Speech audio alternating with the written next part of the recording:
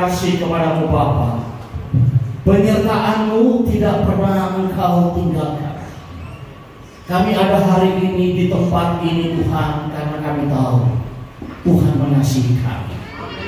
Karena kami tahu Tuhan, kami yang hadir pada malam hari ini, kami semua adalah orang-orang yang siap menerima berkat ilahi dari surga. Terima kasih Bapa, berbicaralah Tuhan kepada kami, sampaikan isi hati-Mu Bapa. Kami percaya Tuhan, setiap hari kami terus dikuatkan, sehingga apapun permasalahan yang kami alami, itu adalah hal yang biasa, karena Tuhan menyertai kami. Demi dan di dalam nama Tuhan Yesus Kristus, kami berdoa dan mengucap syukur. Mari yang percaya kita katakan amin. Nusantara bermasmur. Ya, kemudian kedua kali perayaan Natal, Bapak Gembala mempercayakan kepada tim kami, tapi saya minta maaf saat itu saya ada tugas pelayanan di mendadak, sehingga saya tidak sempat hadir. Dan kali ini yang ketiga pun saya harus minta maaf. Arigato gozaimasu. Karena beliau ini, kalau orang nggak tahu beliau ini dipikir orang Jepang. Ya. Hari ini saya harus datang dengan tim. Tapi 2 hari kemarin 3 orang anggota berhalangan. Waduh, saya mau bilang apa sama Bapak Gembala? Ya, terpaksa dengan hati yang gemetar saya menelpon beliau. Saya berdoa dulu, mudah-mudahan beliau tidak marah saya. Tapi ternyata saya baru tahu Bapak Gembala ini adalah figur yang tidak pernah tahu marah. Luar biasa. Beliau bilang, silakan naik apa? Bersyukurlah jemaat punya gembala seperti itu. Ibu gembala? Ibu mana? Oh, sekolah minggu. Oke, luar biasa ya. Baik. Saya mau bawa materi apa ya di sini? Saya bukan hamba Tuhan yang ngomong saya sudah siapkan materi ini, tapi tiba-tiba bla bla bla bla bla bla berubah. Saya siapkan beberapa materi di tempat ini, tapi saya tidak tahu kebutuhan jemaat ini apa. Yang lebih tahu adalah beliau. Jadi saya harus tanya sama dia. Ya, materi yang saya siapkan ada 2. Satu berbicara tentang garis kehidupan. Garis kehidupan ini adalah berbicara tentang umur manusia yang hanya 70 tahun. Dan selama 70 tahun orang percaya itu bikin apa di dunia. Itu materi garis kehidupan. Kemudian Ibu Gembala, ya. Ada materi yang satu dengan tema kunci untuk orang percaya bisa menikmati berkat. Kalau ini tidak perlu saya jelaskan isinya. Pasti di bayangan dari Bapak Ibu sudah tahu isinya apa. Nah, sekarang saya mau bertanya kepada yang mulia Bapak Gembala, kira-kira materi apa yang akan saya bawa? Otoritas ada di mengalir seperti itu. Wah, tidak bisa mengalir Pak. Bapak yang punya otoritas. Ibu Gembala, Bu, mari ya. Ibu Gembala harus di mana Bapak Gembala berada, di situ Ibu Gembala berada. Haleluya. Jangan jauh-jauh, perkenalkan ini. Sudah. Oh ya. Siapa yang datang suami istri malam ini? Suami istri. Suaminya di mana? Loh, kenapa di situ? Beda. Masa kursi dikasih duduk suaminya jauh di sana? Gak bahaya lah. Bapak Ibu, saya mau sampaikan, di mana tempat perceraian yang paling banyak terjadi di dunia ini? Gereja. Oh, enak aja bilang. Tahu dari mana? Hah? Di kantor pengadilan agama, bos. Bukan di gereja. Masa di gereja terjadi tempat perceraian? Siapa lagi yang datang suami istri? Siapa lagi?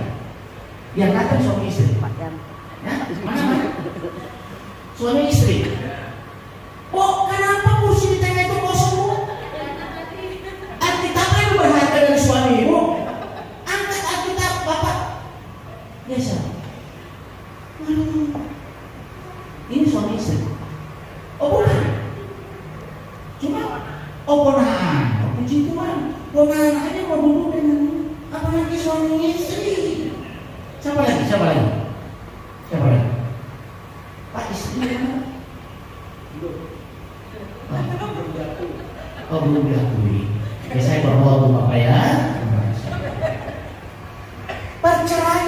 paling banyak terjadi Bapak Ibu bukan di pengadilan agama. Betul apa yang beliau bilang di dalam gereja.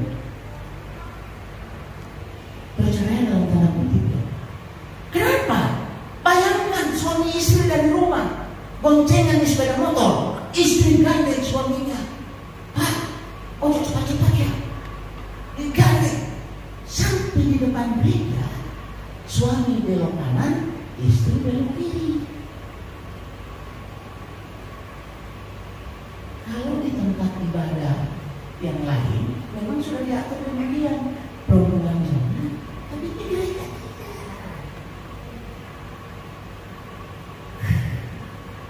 apalagi kalau ibu gembala di belakang, bapak gembala di sini Pak.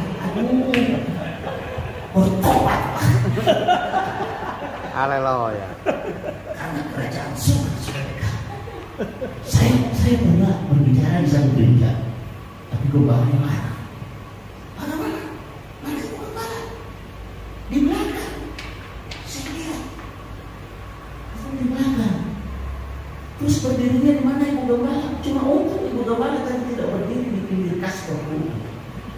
Kalau ibu gembala berdiri di pinggir kas perpuluhan, saya bilang ibu cocok jadi satpam perpuluhan. Kita tidak punya. Jadi alangkah baiknya setiap kali kita beribadah, suami istri tetap duduk berdampingan.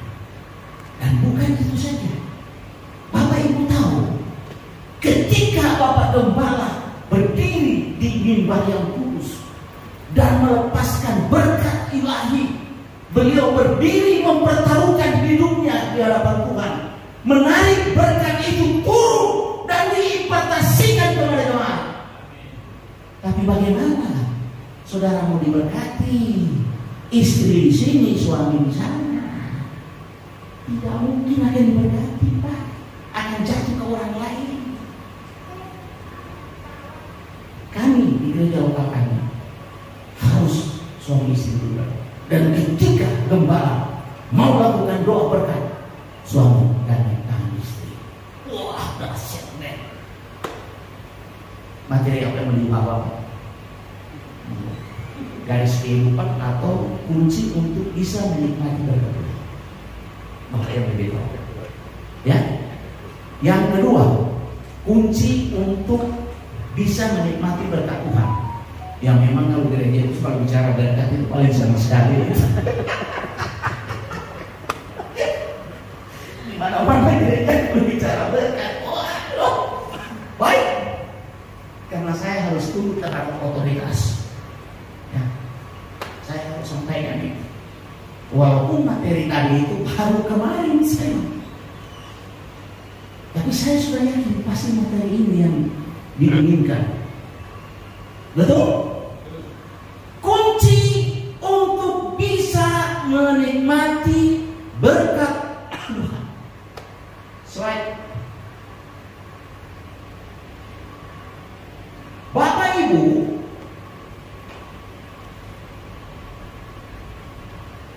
orang percaya paling pintar berdoa untuk minta supaya Tuhan memberkati. Betul? Setiap pagi, setiap malam selalu minta untuk diberkati Tuhan.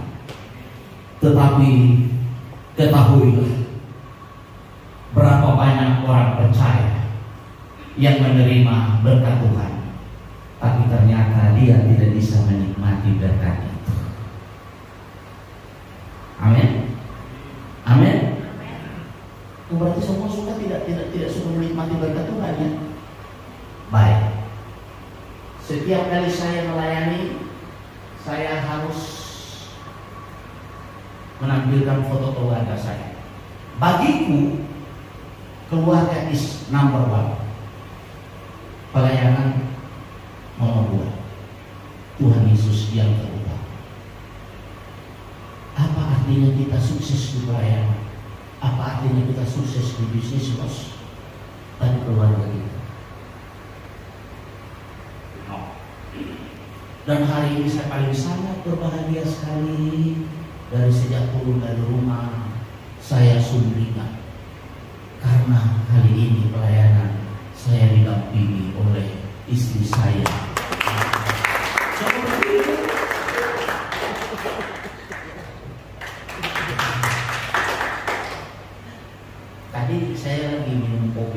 malah suami istri. Beliau doakan saya pelayanan hari ini. Terus beliau tanya, Bapak mau pergi pelayanan dengan siapa? Saya jawab, karena tadi malam tiba-tiba istri saya bilang begini, bolehkah aku ikut ke Jombang? Wah, saya bilang dalam hati saya, dan baru ini saya buka, waduh mimpi apa? Terus istri saya jarang ikut saya, tapi beliau mendukung saya di dalam doa. Saya tidak tahu kenapa hari ini beliau ingin untuk dicoba.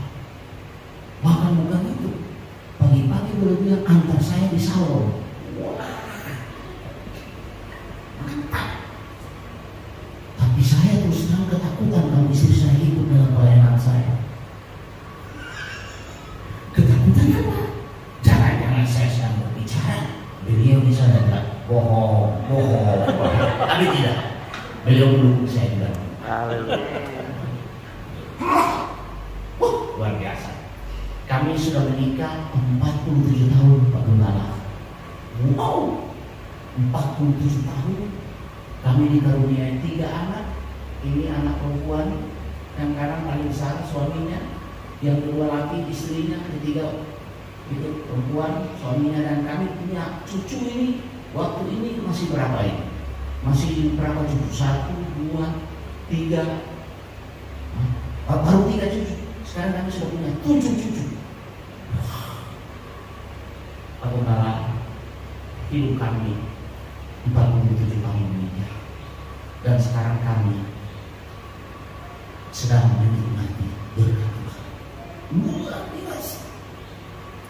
Berkat Tuhan itu kalau kita bisa nikmati, aduh. Oleh karena itu saya akan bagikan pada malam hari ini bagaimana rahasia untuk kita bisa menikmati berkat ilahi. Bukan cuma menerima berkat, tapi kita bisa menikmati berkat itu. Karena berapa banyak orang bisa menerima berkat, tapi dia tidak bisa menikmati berkat itu. Ini yang malam hari ini. Tapi materi ini Bapak Ibu, materi ini perlu waktu 3 jam. Tadi istri saya sudah bilang, jangan lama-lama. Jadi tolong ya, saya tidak akan memotong materi. Nah, Pak, tolong kasih waktu kalau sudah selesai ya. Saya akan berhenti. Nanti sambungnya, kalau Pak Gembala berkenan undang saya lagi, saya akan lanjutkan sampai selesai. Karena materi perlu waktu 3 jam. Baik, slide. Wah, baca kuat-kuat. 1, 2, 3.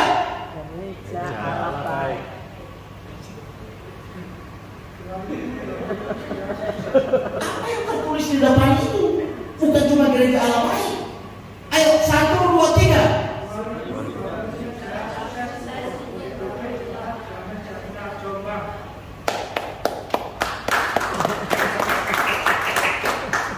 Saya yang bukan orang di ada Jombang aja merindukan ini, apalagi Bapak Ibu. Coba baca kuat-kuat 1 kali lagi. 1, 2, 3.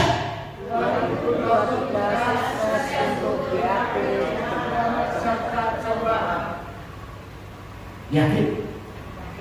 Yakin Bu? Saya aja yang bikin jemaat PLB. Saya punya visi 2023 ini. Saudara-saudara yang menjadi anggota jemaat ini akan mengalami sukses yang luar biasa. Tapi sebelum kita akan mencapai sukses, kita harus tahu kuncinya untuk kita bisa menikmati berkat itu bagaimana. Infokan ya, kalau jam sudah selesai, saya akan berhenti. Tapi saya tidak akan memotong-motong. Nah, sampai di mana saya stop. Oke, slide. Cepat sedikit. Rahasia untuk dapat menikmati berkat ilahi. Slide. Baca 3, 2, 1. Banyak orang percaya yang hidupnya diberkati Tuhan, tetapi tidak semua orang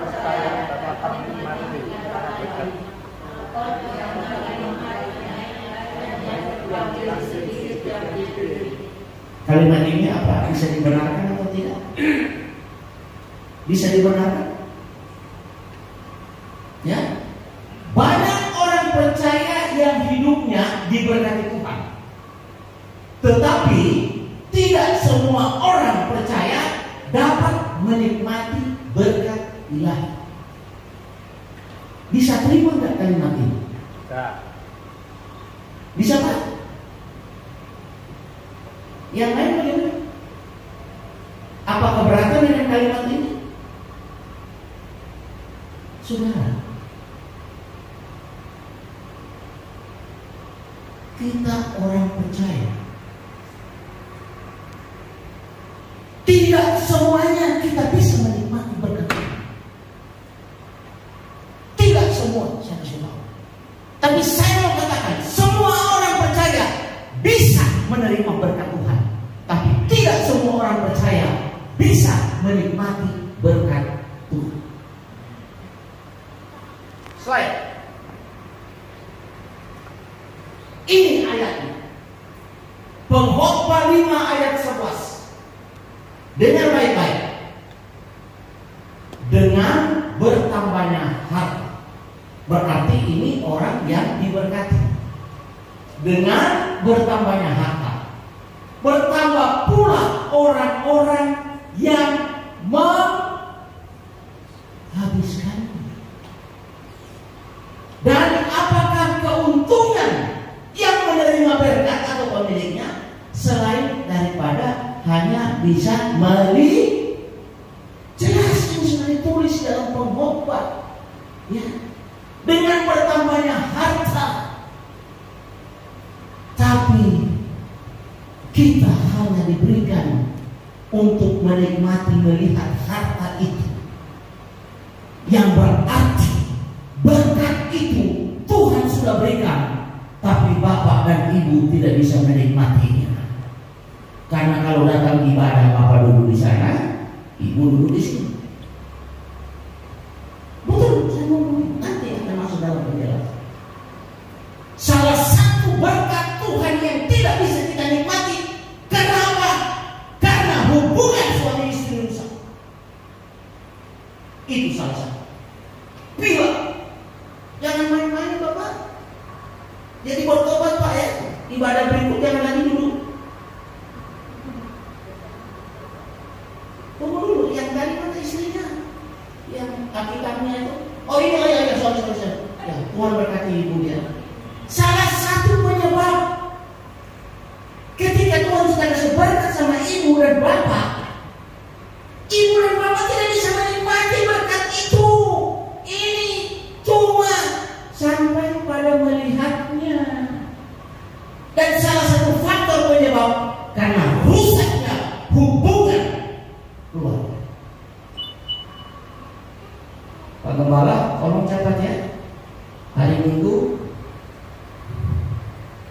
suami istri jangan berubah pisahnya. Lanjut.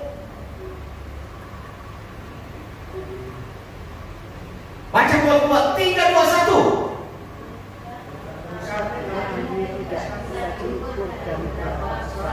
Berkat yang kita beri, tetapi seberapa besar kita beri dapat kita nikmati.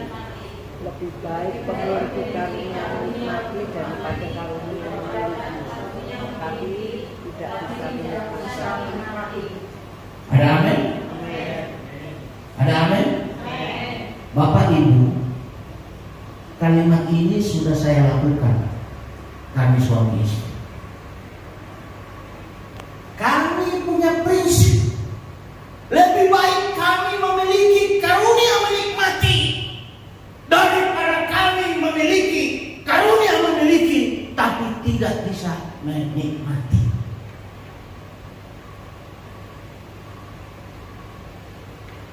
Kami menikah sudah 47 tahun. Saya selalu bingung, Pak Gembala. Setiap kali ketemu teman-teman dekat, termasuk juga Pak Gembala kalau ketemu saya, ada 2 pertanyaan,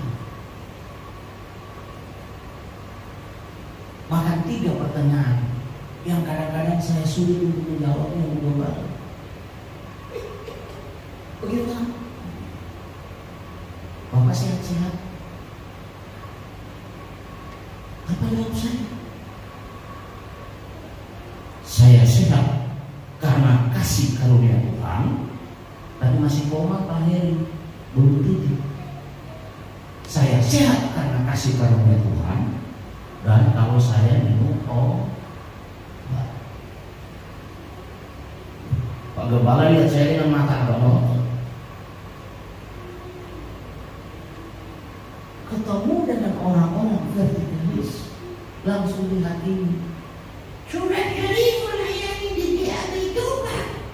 Di mana imanmu?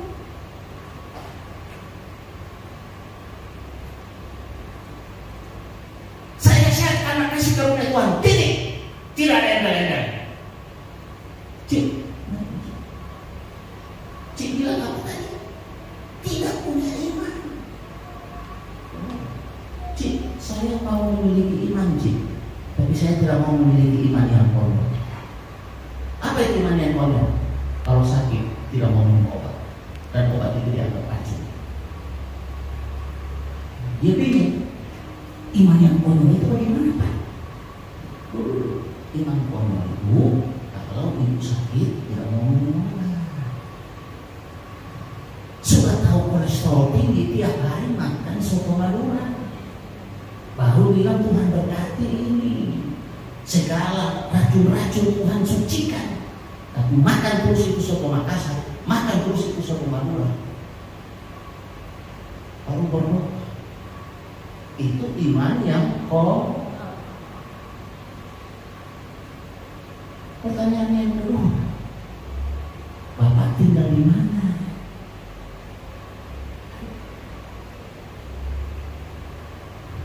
Untung tadi Bapak tidak tanya saya tinggal di mana.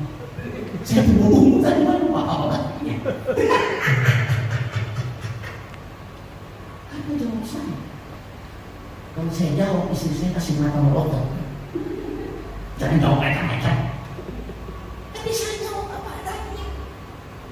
Saya jawab, Ciko, saya di sini tidak punya rumah. Oh, Pak Abel merendahkan hati, tapi berdiri di atas gunung. Paham maksudnya, Pak? Mau merendahkan hati, tapi sombong. Terus saya bilang, maksudnya, rumahnya ada di sana, ada di sini. Sekarang dia tidak punya rumah. Ciko, saya tidak punya rumah di dunia ini, Ciko. Rumah saya yang sedang dikerjakan oleh tangan Tuhan, rumah yang tidak akan pernah bocor, rumah yang tidak pernah dimakan oleh rakyat. Itulah rumah saya, dan kalau itu sudah selesai, saya akan berangkat pergi ke sana. Jadi di sini tinggal di mana? Saya di sini cuma numpang. Saya numpang sama anak saya. 1 bulan saya numpang di anak laki-laki, Cik. Bulan depan dengan istri tangan-tangan pergi di anak perempuan, numpang. Kalau pas anak perempuan lagi stres, dia besok dipasang celana panjang. Pergi ke anak yang ketiga, balik lagi ke anak yang pertama. Aku dan istri tidak punya rumah di sini. Rumah kita sedang tiba.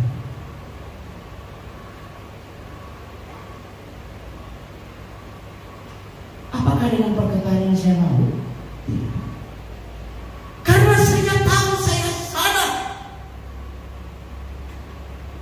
bahwa apa yang ada di dalam dunia ini bukan milik saya. Paling jengkel kalau ada teman-teman, oh Pak Ahmed, saya barusan pulang dari Australia. Ada resmikan apartemen saya. Puji Tuhan. Dalam hati saya, apartemenmu, rumahmu hanya 1 kali 2 meter. Bapak kenapa lihat dengan mata melotot sama saya, Pak? Apa Bapak marah keberatan kalau saya ngomong begini, Pak?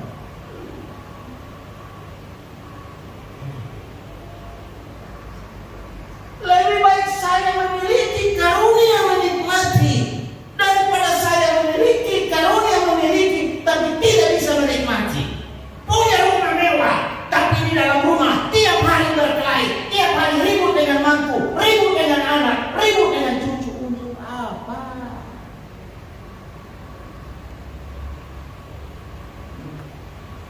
Itulah berkat yang tidak bisa dinikmati. Untuk apa? Slide. Nah, ini dia. Saudara bisa lihat. Untuk menikmati berkat ilahi, kita harus melewati 6 pilar. Jangan main-main. Pernahkah kita sadar bagaimana kita bisa menikmati berkat Tuhan? Tapi orang percaya hanya asik untuk minta berdoa, minta berkat. Tapi dia lupa, apakah berkat ini bisa saya nikmati atau hanya saya lihat pengkhotbah tadi mengatakan. Ini jelas harus ada bagian kita yang kita lakukan, Pak. Jangan main-main.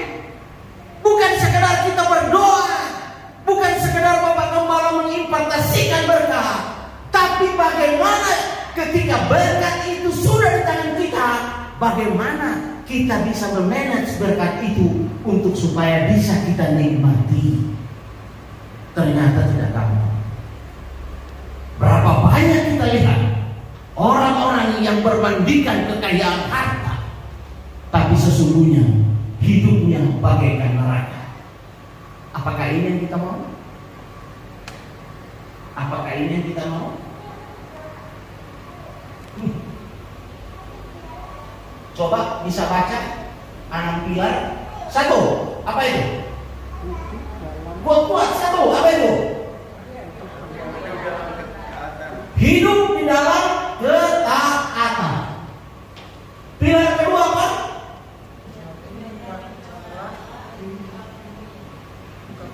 Menjadi mitra kerja Allah di muka bumi ini. Ketiga, apa? Apa itu? Mengikatkan diri sebagai jemaat gereja lokal. Berikut,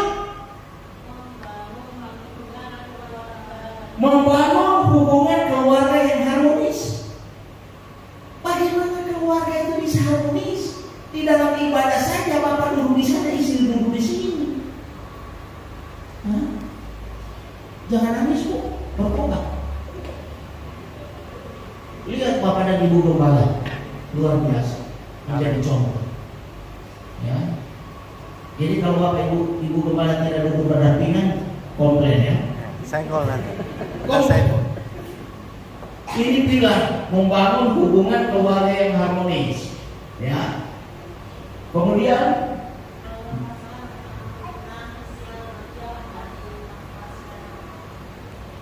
melepaskan pengampunan setiap hari tanpa ini asik ini kalau kita kupas satu-satu terbongkar semua bahwa ternyata orang percaya. Ya, saya tidak mau lagi. Silakan masing-masing saja. Ya. Terus ini apa? Mengucap syukur di dalam segala hal. Jadi ada 6 pilar untuk bisa menikmati berkat ilahi. Jangan anggap remeh Bapak Ibu. Berdoa untuk minta berkat itu gampang, dan Tuhan mencurahkan berkat kepada kita itu mudah. Tetapi untuk kita menikmati berkat ilahi, ini harus ada 6 tahap yang harus kita lakukan. Sanggup? Tidak bisa cuma satu, bos. Saya cuma mau yang pertama, hidup dalam ketaatan. Yang lain saya tidak mau. Sorry, bos. Sanggup dong? Sanggup? Sangat yakin, sangat yakin, bos. Harus optimis. Oke, bagus. Sudah terikat dalam gereja lokal? Di mana? Di Nganjuk. Gereja lokal apa? OGAB. Di Nganjuk. Bukan Bapak ini anggota GKPP? Bukan. Bapak tahu apa itu gereja GKPP? Nah, gereja Kristen putar-putar.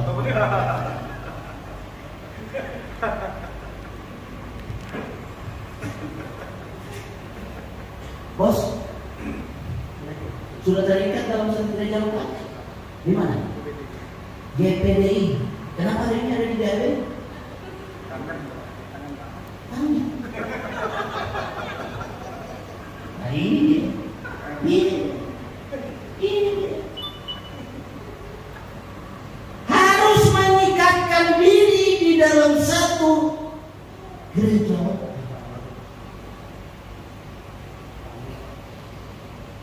GPDI hari ini ada di GAB. Besok ada di Jangan marah ya. Bapak ini anggota. Kalau itu GKPP. Kalau Bapak ISIS. Ibadah sini, ibadah sana.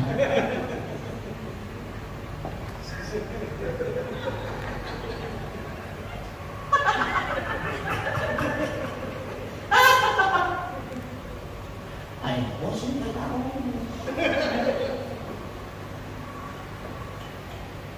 Bos anggota gereja GKJJ? Bukan. Berjemaat ini. Oh jemaat sini, GAB sini. Betul? Betul? Pak Gembala? Coba lihat baik-baik muka ini. Apakah jemaat di sini sudah terdaftar sebagai anggota? Atau cuma peserta kebaktian? Jangan ingat itu. Jangan dipikir sudah dulu berjemaah. Belum tentu. Kebanyakan hanya peserta kebaktian. Ini yang harus jelas. Ini harus jelas. Yang banyak dianggap sepele. Yang penting saya sudah datang beribadah. Pak Heri sudah lihat saya sudah datang. Tapi Pak Heri hati-hati. Yang begini ini Pak, cuma tukang bikin rusak bangun gereja dan bikin habis energi AC. Dan di dalam gereja ini adalah orang-orang yang tidak bermuka. Minta maaf, saya tidak mengerti. Saya cuma mau ngomong. Nanti ada satu, saya mau bawa materi khusus tentang hidup berjemaah. Dan di situ akan kita kupas habis-habisan.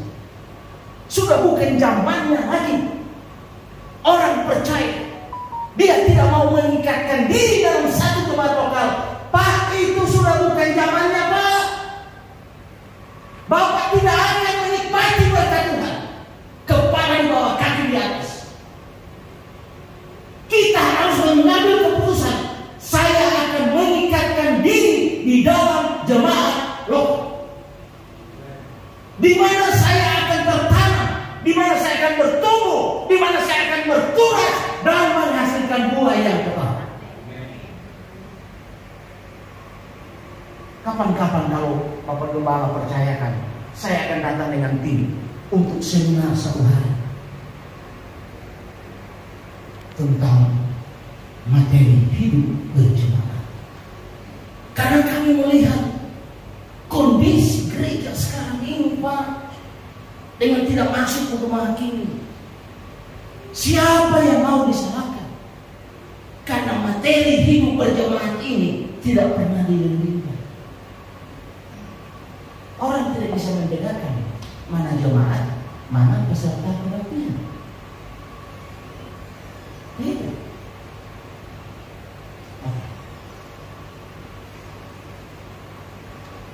Baik, kita masuk dulu di pilar yang pertama.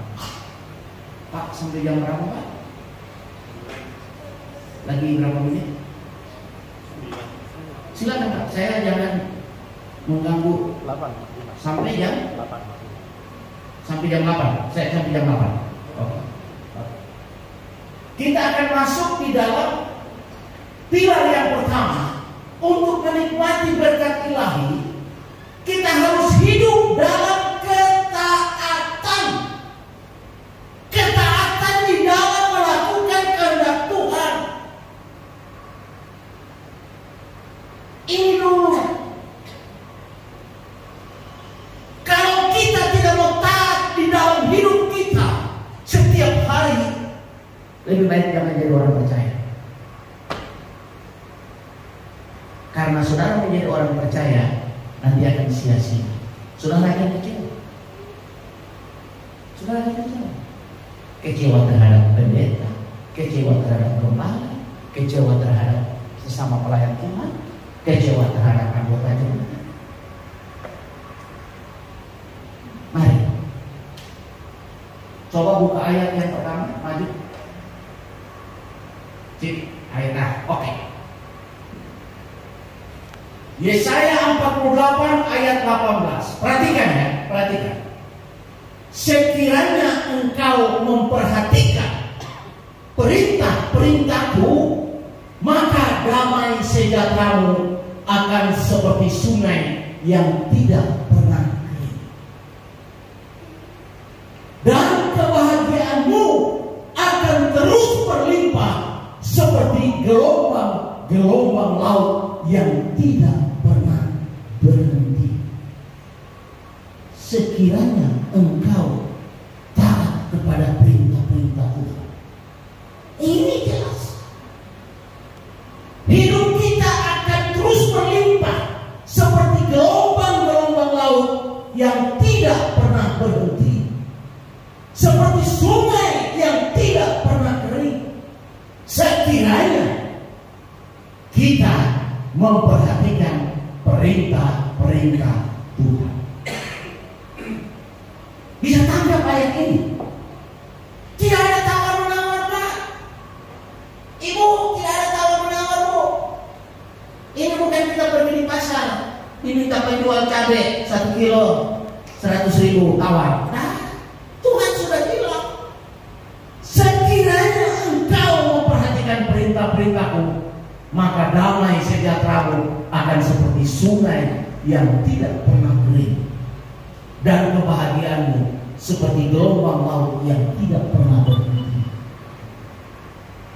Ini berbicara tentang bagaimana kita harus taat kepada perintah Tuhan, agar berkat yang Tuhan berikan itu bisa kita nikmati secara berkesinambungan, bagaikan gelombang laut yang tidak pernah berhenti.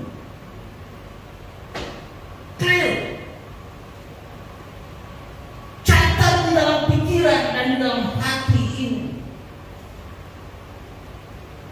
Jangan kita cuma asal minta Tuhan berkati hidupku, berkati pekerjaanku.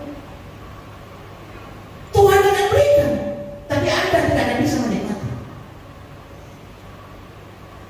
Tapi kalau kita mau melakukan, memperhatikan perintah-perintah Tuhan, maka pasti damai sejahtera, kebahagiaan itu akan menjadi bahagia dalam hidup kita.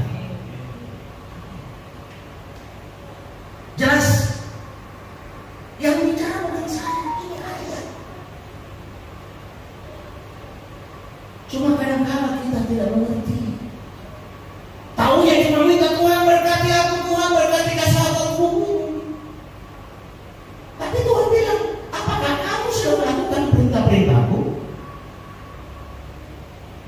Ini dulu nih. Ada bahagian Tuhan yang Tuhan lakukan, tapi ada bahagian kita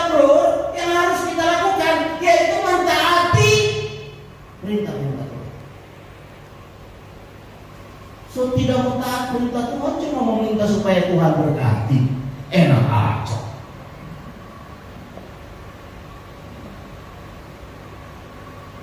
Jangan kan minta diberkati Tuhan, minta ampau aja sama Pak Heri, beliau pikir 10 kali. Itu berarti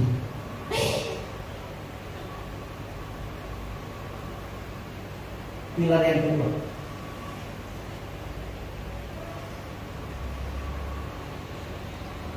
Apa pilar yang kedua? Coba baca 1, 2, 3.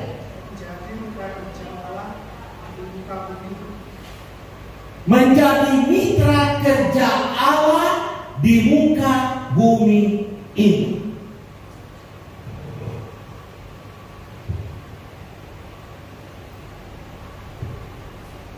Nah, sekarang kalau saya mau tanya, Bapak sudah menjadi mitra kerja Allah di muka bumi ini? Sudah? Oh, dengan yakin sekali. Menjadi mitra kerja Allah di muka bumi ini. Bapak, Ibu,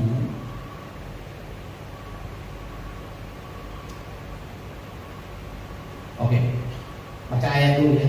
Coba ayatnya di Kejadian 1 ayat 28 masalahnya ayatnya. Betul, Kejadian 1 ayat 28. Oke, bunyinya. Allah memberkati mereka. Lalu Allah berfirman kepada mereka, beranak cuculah dan bertambah banyak, penuhilah bumi dan taklukkanlah itu, berkuasalah atas ikan-ikan di laut dan burung-burung di udara dan atas segala binatang yang merayap di bumi. Saya senang sekali. Saya tanya sama Bapak Gembala, Bapak apa sudah menjadi mitra kerja Allah di muka bumi ini? Dengan tidak ragu-ragu beliau bilang, sudah. Bos ingat, bos ini cuma mitra kerja Allah. Hati-hati bos. Apa itu menjadi mitra kerja Allah? Bos bukan pemilik bumi ini. Kita ini cuma menjadi mitra kerja Allah.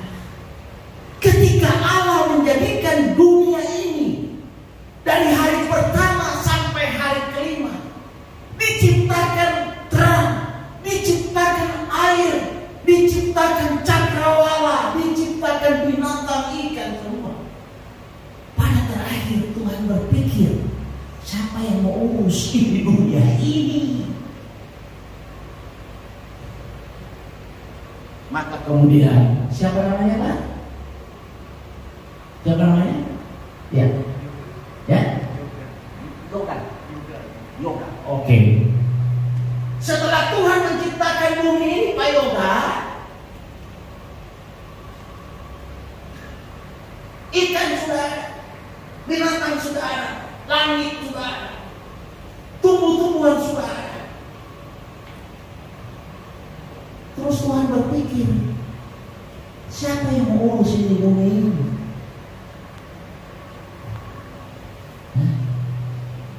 Tanpa Pak Yoga sadar, Tuhan bilang, aku akan ciptakan seorang manusia yang bernama Yoga, bukan Allah. Nah ini manusia selalu lempar. Tuhan ciptakan Yoga. Tuhan ciptakan siapa bro? John. Jangan bilang ada juga. Ada Sulaiman. Tuhan ciptakan siapa? Edi. Tuhan ciptakan Edi. Edi, saya ciptakan kamu. Urus ini bumi ini menjadi mitra kerjaku. Tapi bukan kamu miliknya bos. Aku miliknya. Pemilik owner. Nama saya Cik. 5. Tuhan sudah ciptakan bumi langit dan bumi Cik. Terakhir Tuhan Aduh, siapa yang mau urus? Dia temukan tajik yang namanya Lina. Dia ciptakan tajik dengan maksud supaya tajik menjadi mitra kerja Allah di muka bumi ini untuk urus ini bumi ini.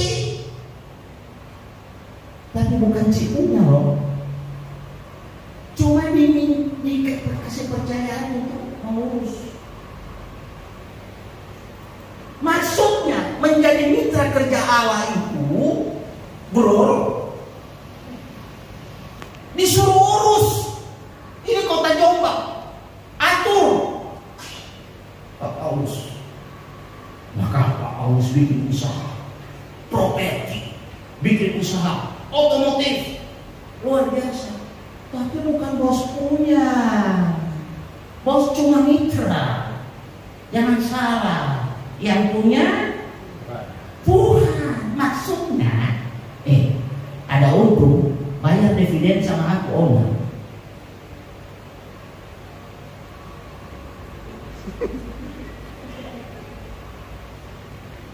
Tapi kita lupa, kita pikir kita yang punya ini, maka semua kita kelola, kita makan semua itu penghasilan, kita tidak kasih kembali kepada yang punya. Nanti yang sudah penyakit berubah, baru mulai banyak kebutuhan. Tidak bisa. Tuhan cuma kasih kepercayaan untuk jadi mitra, kelola. Tapi untung kita punya bahagia. Tapi apa yang kita lakukan? Semua hasil yang kita dapatkan, kita cuma menjadi mitra. Kita makan itu Tuhan punya. Bagaimana kita bisa diberkati? Yoga, kamu profesi apa? Bisnis apa? Ya? Oh, pendeta. Jangan kamu pikir pendeta kita harus bayar perpuluhan dong. Kamu ada bayar perpuluhan? Bayar dengan sukacita. Haleluya. Karena kamu cuma mitra, bukan kamu miliknya bos.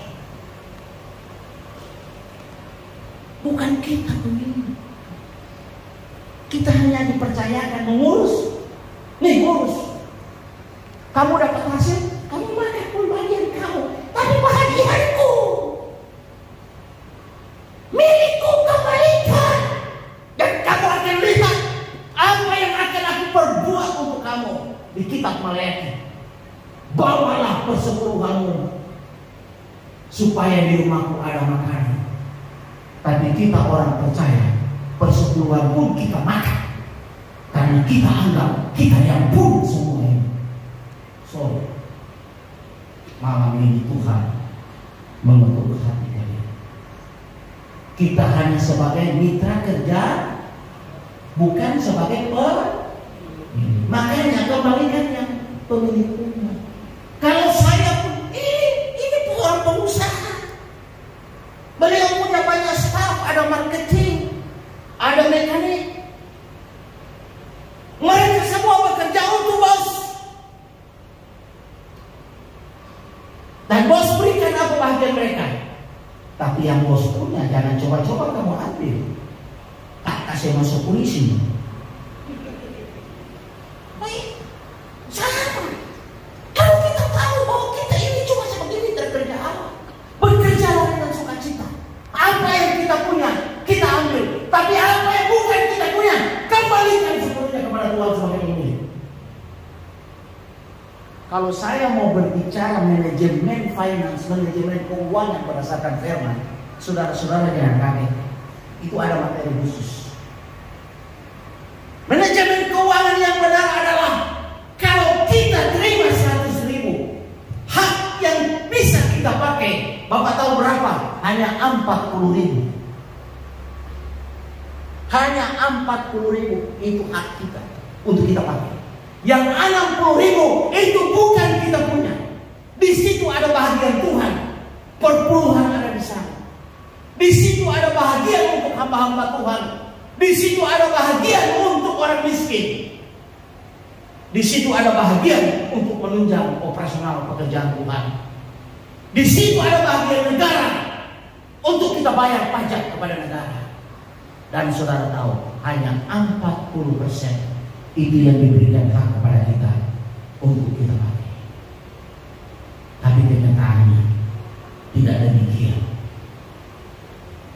Kita terima 100, kita masih mau makan lagi 110. Yang artinya yang 10 orang lain punya juga masih kita ciak. Ayo. Terima 100, hanya 40 yang berhak untuk kita pakai. Selainnya itu bukan punya kita. Tuhan inginkan kita ini menjadi mitra kerja Allah. Makanya Dia ciptakan manusia. Dia ciptakan saya. Saya ciptakan kamu supaya kamu menjadi mitra kerja saya. Tapi bukan kamu pemiliknya, akulah pemilik. Kembalikan hakmu sebagai pemilik. Tapi apa yang kita lakukan? Kembali ke anak Pilat tadi.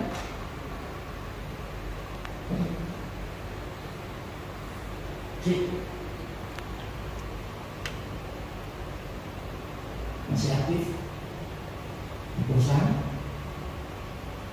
Enggak. Jadi hidup dari mana?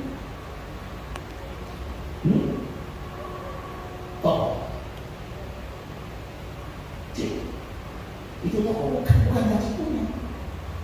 Taci cuma diberikan kepercayaan untuk membawa lagi. Sudah kembalikan milik itu?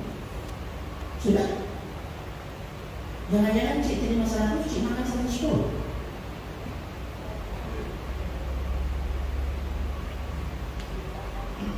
Bagian Tuhan, bagian orang miskin.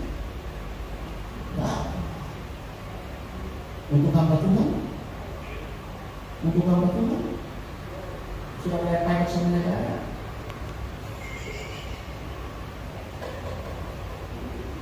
Cik, kalau Cik untung 100, yang Cik punya bisa pakai cuma 40 Cik. Kalau kita mau menikmati berkat ilahi, jadilah kita mitra kerja Allah di muka bumi ini. Tapi saya mau kasih tahu, bro, Tuhan tidak perlu bro punya uang. Sorry, bro boleh punya properti 1000 unit. Tuhan tidak butuh kamu punya duit. Saya kasih tahu yoga, Tuhan tidak butuh kamu punya duit, karena Dia yang mempunyai segalanya. Amin. Tapi pekerjaan Tuhan yang namanya Gereja Allah Baik Damai Sejahtera Jombang itu membutuhkan apa? Doi. Membutuhkan apa? Doi. Coba yang lain gereja ini membutuhkan apa? Dari mana ini AC? Apakah AC ini datang sendiri pakai saya? Bagaimana kita bisa menikmati ini lampu yang terang? Menikmati LCD? Apa datang sendiri? Berdoa datang. Semua pakai. Nah, uang itu dari mana? Dari mana itu? Dari mana itu? Ya, dari kita ini. Tuhan tidak pernah butuh duit kita. Dia yang punya segalanya. Bahkan hidup kita pun Dia punya Dia. Tapi pekerjaan Tuhan, Gereja Allah Baik yang ada di Jombang, Jemaat Lokal Damai Sejahtera, itu membutuhkan dana.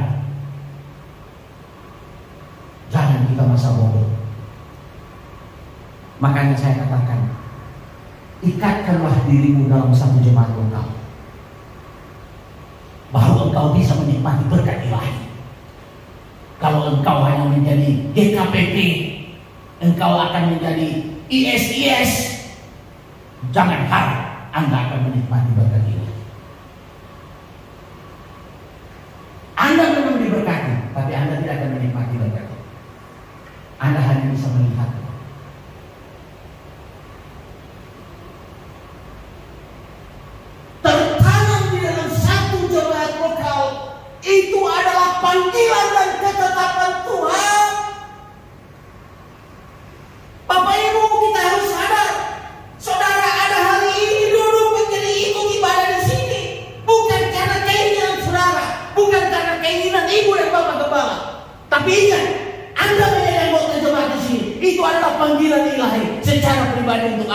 dan itu adalah ketetapan Tuhan. Jangan coba-coba untuk lari.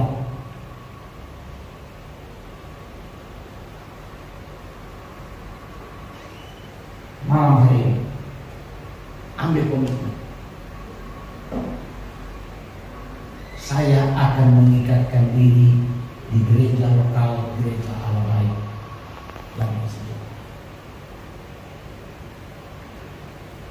Karena saya tahu ini adalah wadah yang harus saya persiapkan agar berkat dari surga turun tidak terjadi.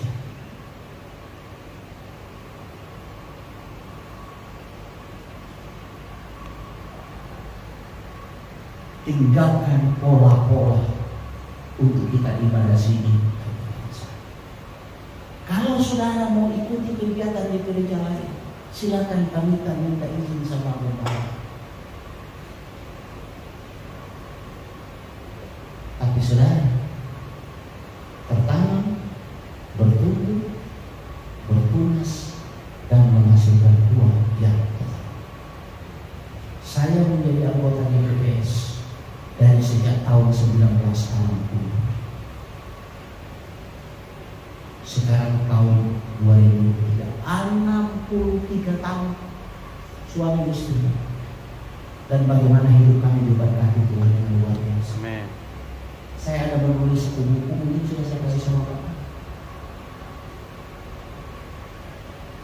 Saya anak kampung yang harus merantau dari Gorontalo. Pada umur saya yang sudah 26 tahun dan sudah punya anak 2, saya tinggalkan. Saya harus memikirkan merantau ke ibu kota. Yang orang bilang ibu kota itu lebih kejam dari ibu tiri. Tapi harus bagaimana? Saya sudah tidak punya harapan apa-apa lagi. Tinggalkan istri dan anak saya. Saya berjuang di Jakarta. Naik Metro Mini, naik Kopaja. Akhirnya saya merenung di Blok M. Memang benar ibu kota lebih kejam dari ibu tiri. Saya sudah mau pulang ke Bogor. Tiba-tiba istri saya datang dengan membawa anak saya yang baru 3 tahun. Saya tambah jadi bingung. Saya masih numpang di rumah orang. Istri dan anak sudah datang. Habis bagaimana? Terpaksa apa yang ada di badan jual untuk cari ide kosong jalan keren udara dekat kuburan.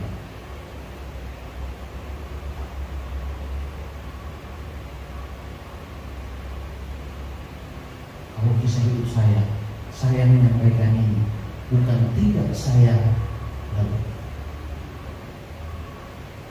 Saya pun kalau kecewa terhadap GPPS, saya adalah orang yang paling sangat kecewa dan saya sudah harus meninggalkan GPPS. Bagaimana saya seorang jemaat GPPS, saya dituntut oleh gembala GPPS untuk dipenjarakan di Polda Gorontalo dan kemudian tidak berhasil, dibawa lagi ke Polda Jatim untuk ditahan sebagai tersangka dalam hal pencemaran nama baik. Kapan-kapan saya akan memberikannya. Tapi apakah saya ada kepaitan dengan GPPS?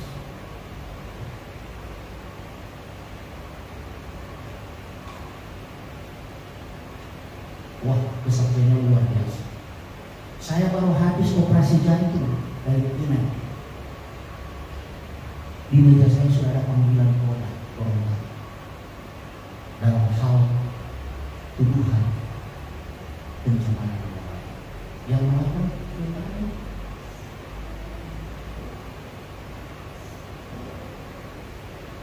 Tapi sampai hari ini saya tetap menjadi jemaat GPPS.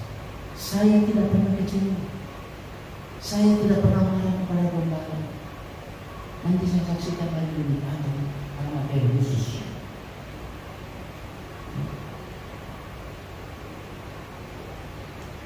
Pilar berikut yang keberapa? Mengikatkan diri sebagai jemaat lokal. Oke?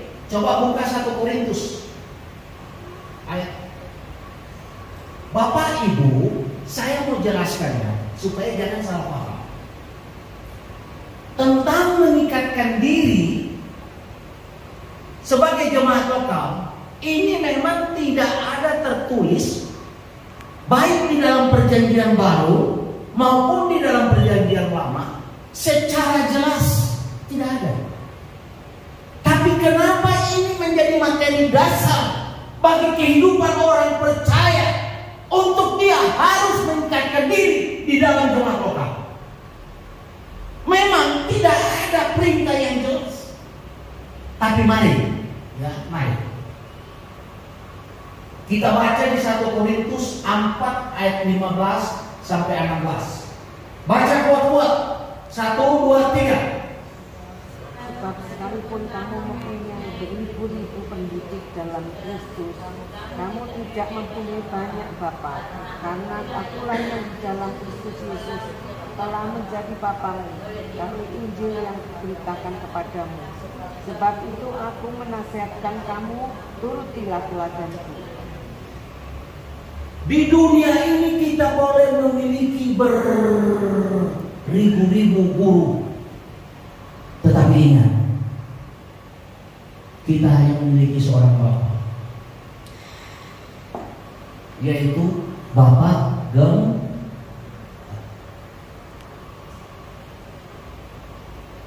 Di luar sana banyak, tapi kita harus mengingatkan diri di GAB sini, karena kita memiliki Bapa rohani satu-satunya yang Tuhan sudah pertetapkan, yang untuk mentor hidup kita.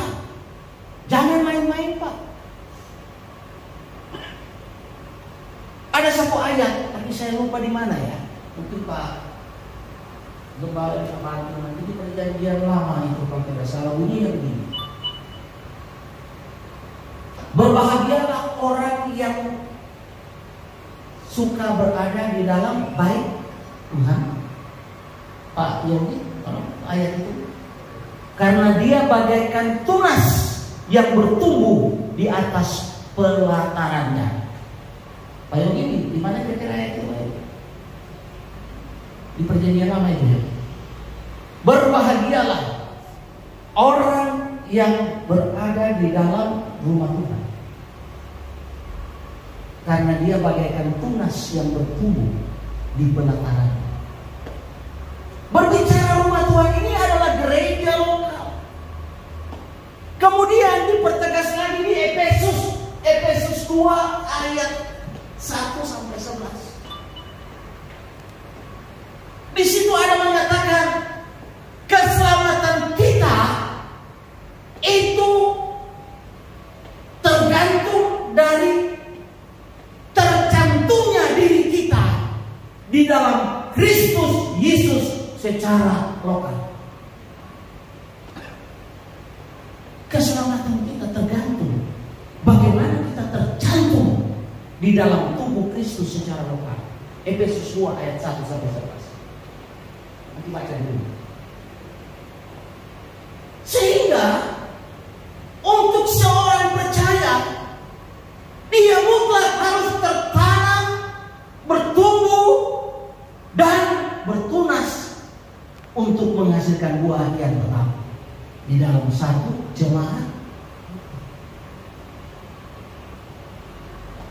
Di mana di dalam satu jemaat lokal kita bukan hanya menjadi peserta kebaktian, tapi kita harus resmi terdaftar sebagai anggota jemaat. Di mana di situ, bro, ada hak dan ada kewajiban. Saudara ketika mendaftar sebagai anggota jemaat GAB, maka saudara akan mendapatkan hak saudara. Tapi saudara juga tahu kewajiban saudara. Kewajiban kita apa? Kita harus punya komitmen untuk mendukung setiap acara yang dibuat oleh gereja lokal.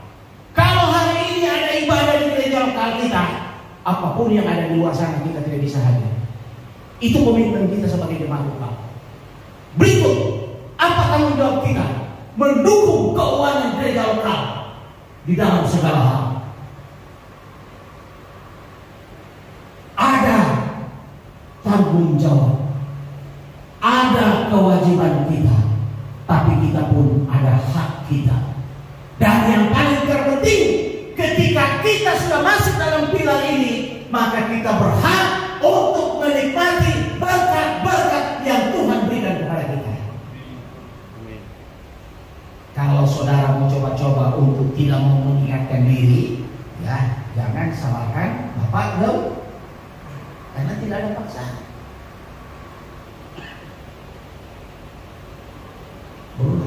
Di gereja ini ada kartu anggota? Belum. Harus. Ya. Tapi kartu anggota jangan dipakai untuk kartu kredit ya.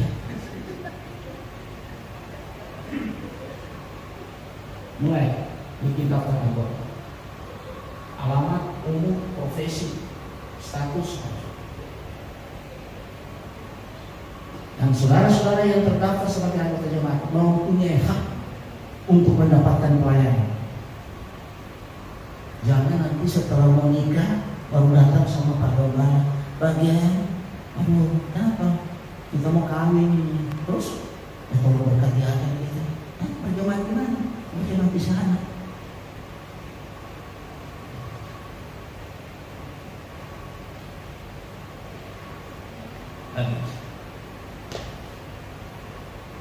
Ada masalah, silakan konseling dengan ibu bapak. Kamu boleh punya beribu-ribu guru, tapi kamu hanya menjadi seorang bapak yang setiap hari berdiri berdoa mendoakan saudara. Saudara lagi tidur, ini hamba Tuhan berdoa. Biarlah Tuhan melindungi Pak Yogi, melindungi Pak Edi. Tuhan ampuni walaupun mereka terikat gereja Kristen putar-putar. Tapi hari ini mereka sudah bertobat. Haleluya. Nggak lagi bilang haleluya. Jangan nggak lagi sampai yang tadi. Saya menyampaikan ini demi kasih Kristus. Tidak ada maksud apa-apa untuk menghakimi bapak-bapak ibu. Bapak-bapak ini saya menghakimi orang yang mulia semua. Orang yang dipermuliakan Tuhan dan orang-orang yang siap untuk menikmati berkat ilahi. Saya tidak punya maksud. Siapa saya? Saya tidak lebih benar dari Bapak Ibu. Tapi ketika saya menyampaikan ini, saya terbebani untuk gereja ini. Makanya saya tadi katakan gereja ini akan menjadi satu kekuatan roh. Tapi memulai dari mana? Keluarga kuat, jemaat lokal kuat, jemaat lokal kuat, gereja kuat, gereja kuat, masyarakat kuat, masyarakat kuat, negara kuat.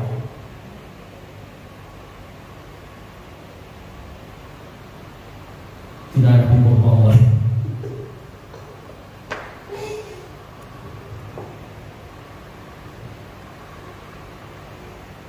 Oke, pilar berikut apa? Kembangan keluarga. Pilar berikut. Sampai di mana tadi? Ini yang keempat, membangun hubungan keluarga harmonis. Ayat Kolose. Ini ayat paling populer ini. Coba baca. Saya coba jadi pendengar dulu. 3, 2, 1. Kuat. Bisa baca? Oh ya, 3, 2, 1. Istri-istri baca kuat. Jangan cuma nanti giliran suami baru kalian baca kuat ya. Ayo baca kuat. Ayo. Hai istri-istri, tunduklah kepada suamimu sebagaimana seharusnya di dalam Tuhan. Hai suami-suami, Kalau suami istrinya bicara kuat ya, tidak adil. Sekarang istri-istri baca. Hai istri-istri, baru kedua itu hai suami yang baca. Ayo 1, 2, 3. hai istri-istri, tunduklah kepada suamimu sebagaimana seharusnya di dalam Tuhan. Ayo suami baca.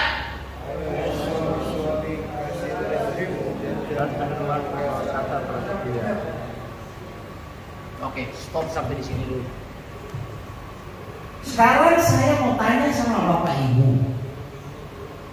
Perintah Tuhan ini pertama kali disampaikan kepada suami atau istri? Istri. Istri. Tuhan perintah bagaimana? Hai istri-istri, tunduklah kepada suami. Perintah Tuhan pertama itu kepada istri, betul? Bukan kepada suami. Baru kemudian Tuhan perintah kepada suami apa? Kasihilah istri. Banyak orang menafsirkan bahwa perintah Tuhan itu yang lebih dulu kepada istri. Makanya istri harus lebih dulu mengasihi suaminya. Baru itu suaminya bisa. Istri tunduk terhadap suami, baru suami bisa mengasihi istrinya. Banyak orang menafsirkan istri harus lakukan lebih dahulu. Tapi saya mau sampaikan malam ini, tidak ada prioritas. Apakah itu istri harus lebih dulu? Apakah suami harus lebih dulu? Tidak ada. Berbicara tentang ketaatan untuk melakukan firman, itu tidak ada yang harus lebih dulu. Suami tidak lakukan, saya istri harus lakukan. Itu berbicara ketaatan.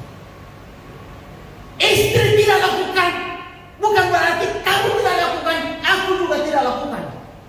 Sorry, jangan jadi orang percaya. Berbicara ketaatan firman, dia tidak lakukan, aku yang harus melakukan. Amin. Bagaimana Bu? Jangan diputar-putar. Itu firman untuk suami lebih dulu. Baru suami boleh baca, istri lebih dulu. Baik Tuhan dengan baik kuasa maka lain, mana yang lebih dulu? Kamu yang harus lebih dulu. Oh tidak, firman Tuhan istri lebih dulu. Sorry. Berbicara ketaatan, tidak ada yang siapa yang lebih dulu. Kamu tidak lakukan, aku karena taat, aku yang harus lakukan. Karena ketaatan itu berbicara vertikalis, pribadi masing-masing itu.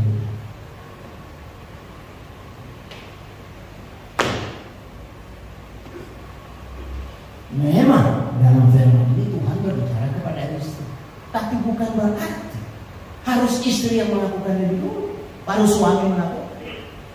Tidak. Kalau kita berbicara, kamu lakukan baru saya bisa lakukan. Orang di luar sana banyak bisa lakukan. Lebih baik kita tidak jadi orang percaya.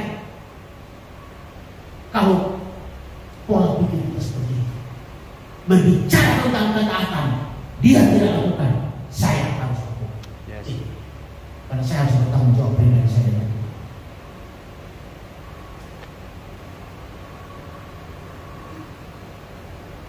Bagaimana Tuhan akan berkati Anda, berkati yang mulia, kalau kehidupan keluarga kita tidak harmonis di hadapan Tuhan.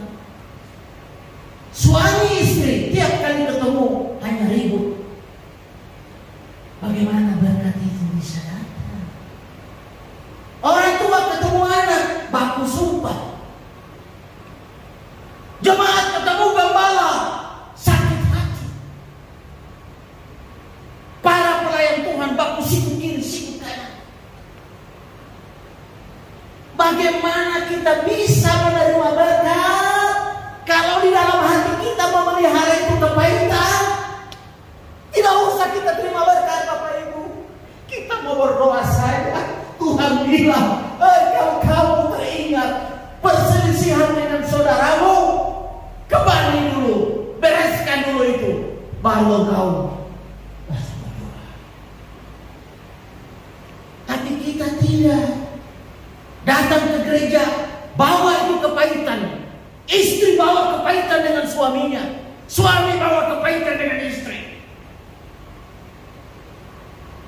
Dan tidak sedikit juga gembala baku sikat di kamar dengan ibu gembala. Terus kemudian bapak gembala bilang, stop, istirahat dulu, saya mau bawa firman. Nanti ada firman kita aku sambung lagi.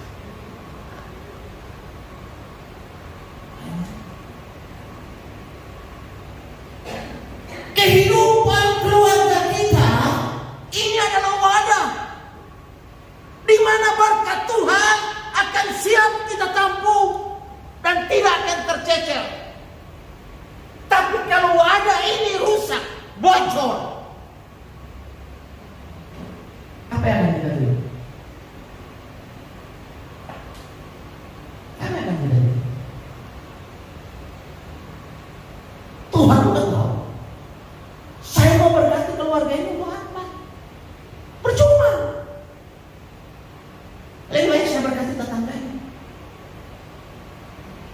datang ke gereja, kepahitan dengan gembala.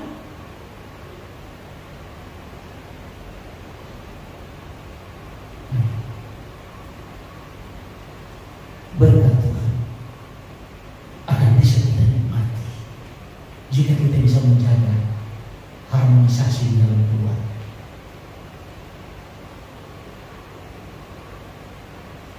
Harmonisasi dalam keluarga, bagaimana kita membangun relation antara suami istri, orang tua dan anak, jemaat dengan gembala. Bagaimana kita hidup bermasyarakat. Kita harus membangun hubungan yang baik dengan sesama tetangga kita, dengan lingkungan RT kita, dengan lingkungan RW kita, dengan lingkungan kelurahan kita. Harmonisasi dalam keluarga bukan terbatas dalam keluarga kita, bukan terbatas di dalam gereja kita, tetapi bagaimana kita hidup bermasyarakat.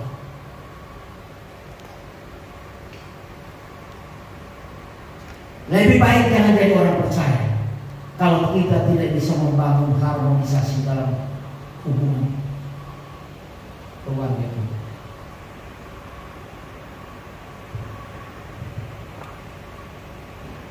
Lanjut.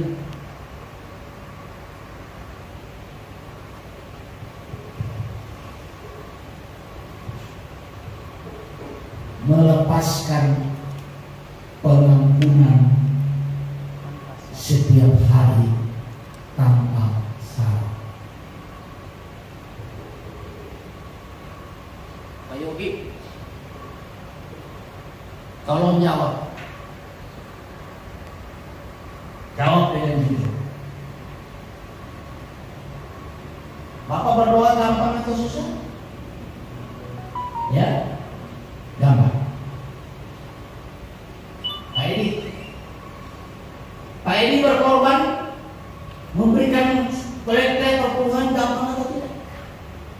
Gampang atau susah? Susah. Bapak berkorban susah. Kenapa? Bapak jangan bilang tidak punya. Tidak punya, Pak. Yang Bapak pakai ini apa? Kaos. Apakah itu bukan bernilai? Ya. Ya, Bapak dapatkan itu dari mana? Dari dia keluarga. Nah, berarti Bapak itu punya uang. Berkorban karena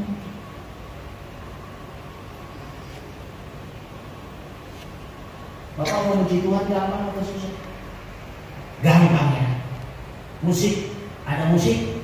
Nyanyi musik. Berdoa itu gampang.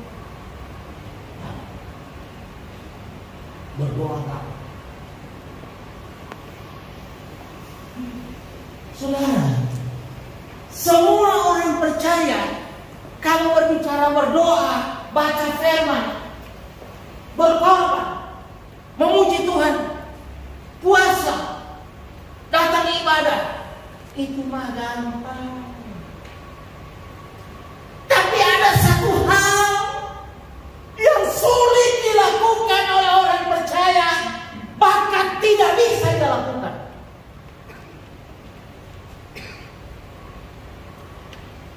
Apa ini? Mengampuni.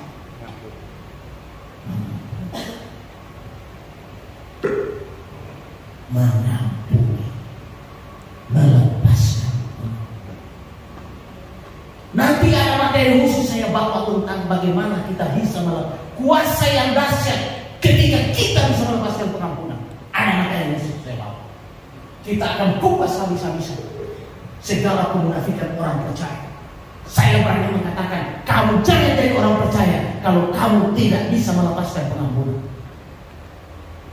Ada ayat.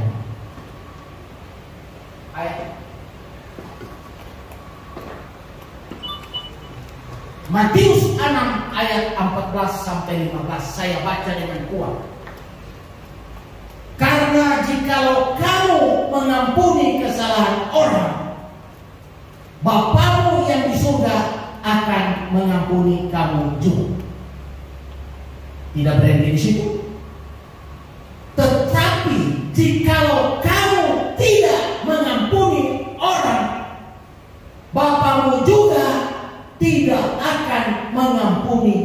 kesalahanmu.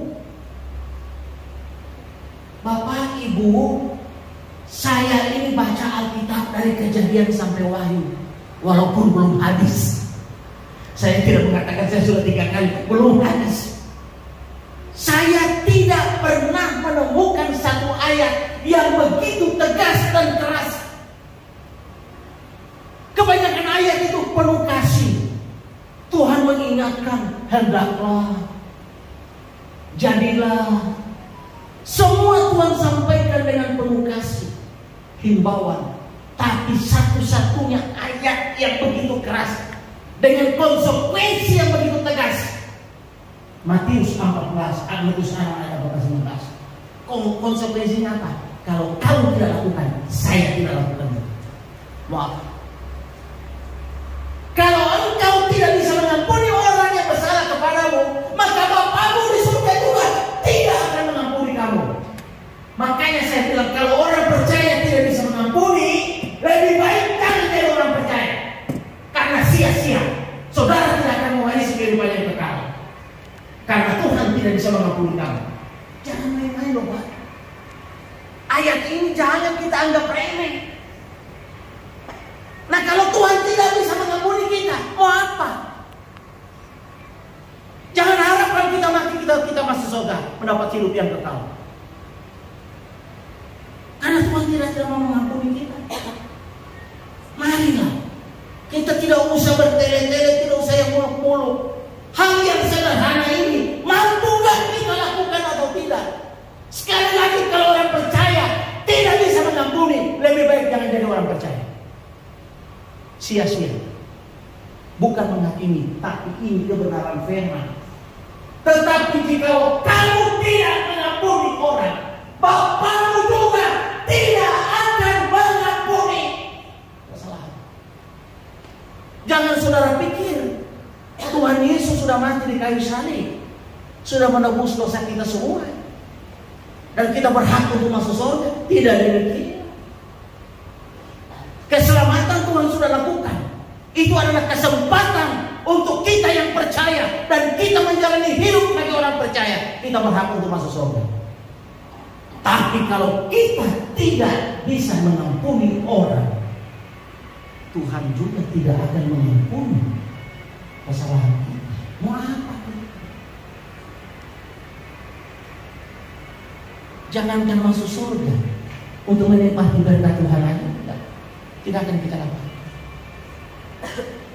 Jangan main-main. Ini hal yang sederhana, tapi sering diabaikan. Saudara tahu, berbicara tentang pengampunan, Petrus bertanya kepada guru, "Guru, berapa kalikah aku harus mengampuni orang yang bersalah kepadaku? Apakah 7 kali?" Apa jawab Yesus? 70 kali 7 kali. Ingat ya, ada tanda kali lagi di belakang. Nah, itu kalau saya, cuma saya di sini tidak ada apa-apa yang tulis ya. Mari kita hitung. 70 kali 7 kali. Itu maksudnya 70 kali 7 berapa? 490. Nah, ada tanda kali di belakang. Berarti 490 kali 490 kali 490 kali 490 sampai 7 kali. Berapa? 403.500 sekian. Untuk kita harus mengampuni. Kalau saudara berumur 70 tahun, berarti setiap 1 jam setengah saudara harus melepaskan pengampunan. Baik. Mari. Berapa kali suami ibu melukai hati ibu? Jujur, berapa kali? Sudah tidak terhitung? Enggak. Berapa kali? Satu kali. Sampai hari ini ibu tidak memilih.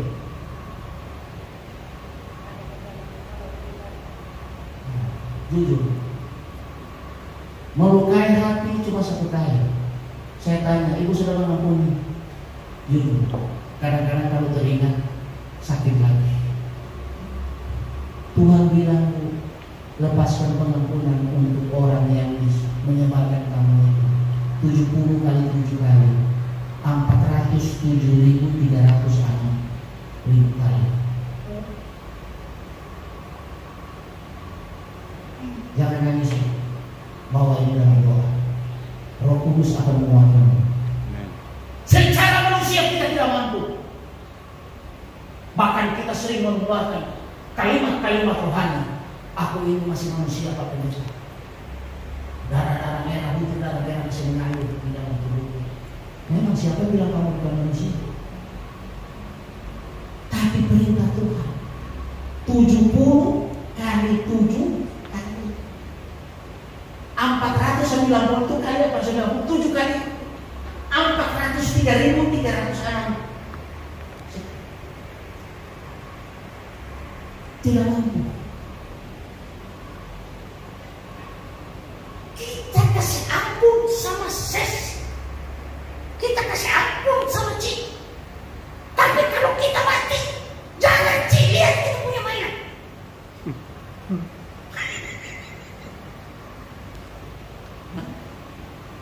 Kasih tahu sama ini kita punya saudara. Jangan kita injak ini rumah ini.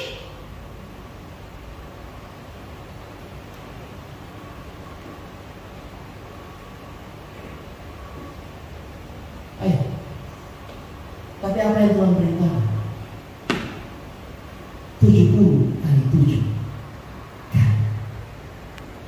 Kalau kamu tidak bisa mengampuni orang yang bersalah kepadamu, aku Bapa di surga tidak akan mengampuni kamu.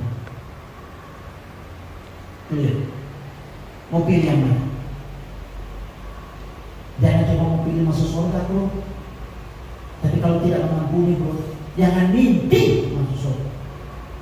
Biar Anda 10 hari ada di gereja, puasa 1 bulan 30 hari. Jangan mimpi, karena Bapa tidak akan mengampuni kamu. Biarlah malam hari ini adalah malam perubahan. Saya tidak tahu dalam hidup saudara sudah berapa lama saudara punya kepahitan. Apakah dengan suamimu? Apakah dengan istrimu? Apakah dengan anak-anakmu? Apa dengan saudaramu? Atau apa dengan gembalamu? Saya tidak tahu. Yang lebih memahami adalah Bapa. Tapi malam hari ini kita memang semua tidak mampu Pak. Siapa bilang kita mampu? Tidak. Tapi minta kekuatan dari Roh Kudus. Roh penolong itu yang akan membuat kita mampu. Malam hari ini seluruh anggota yang ada pada malam hari ini berbahagia. Anda pulang, Anda lakukan pemulihan dengan Tuhan, pemulihan dengan keluarga, pemulihan dengan saudaramu.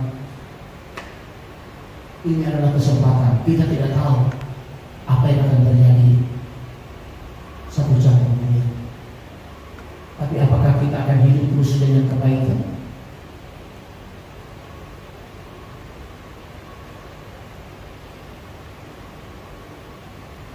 Saudara, kadang-kadang kita tidak sadar kepahitan ini yang merupakan hambatan yang menutup tingkap-tingkap langit yang tadinya sudah terbuka. Karena kita ada kepahitan, kita tidak bisa melepaskan pengampunan. Tingkap-tingkap langit